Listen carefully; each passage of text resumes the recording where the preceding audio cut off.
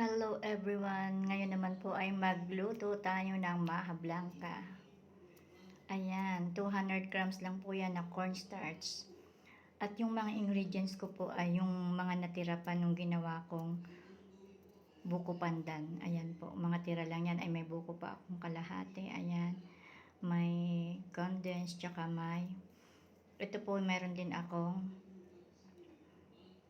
ibap. Ayan po yung ibap, tapos meron ding cheese. Ayan po. Yung iba dyan, mga tira lang yan. Kaya, hindi na ako ganong gumastos dito. Bali, ito lang pong cornstarch na 200 grams na cornstarch. Lahat po ng ingredients ko ay mga tira na. Kaya, makakagawa pa ako ng maha. Dahil may mga natira akong ingredients. Ayan po. Ilagay na natin sa kaserola yung mga ingredients, yung ating gata. Bali yung gata lang ang binili ko dyan at saka yung cornstarch. Ayan po, yung condensed milk, yung natira sa ating buko pandan. Ayan. Paghalu-haluin na po yung mga ingredients. Ayan. Yung buko, meron din akong natirang all-purpose cream doon sa buko pandan. Hindi ko po inubos doon kasi para hindi siya masyadong matamis. Pati yung condensed milk, kalahati lang din ang ginamit ko.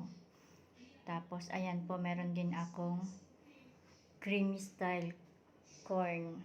Cream style corn. Ayan. Halu-haluin lang po yan. Na-set aside ko yung kaninang cornstarch na nilagyan ko ng konting tubig. Mga 100 grams lang yung tubig niya sa 200 grams na cornstarch. Ayan, pag kumukulo na yan, tsaka natin lagay yung cornstarch. Halo-halo lang. Halo-haluin lang. Nakatipid po ako dito kasi mga tira-tira lang ang ginamit ko.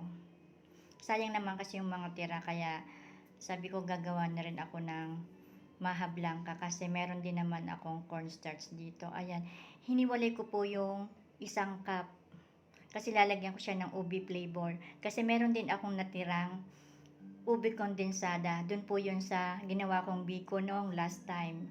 May mga natira po akong ingredients. Yun lang, ubi kondensada, natira ko din yun. Kaya gawin din natin na ubi flavor yung kalahati nito.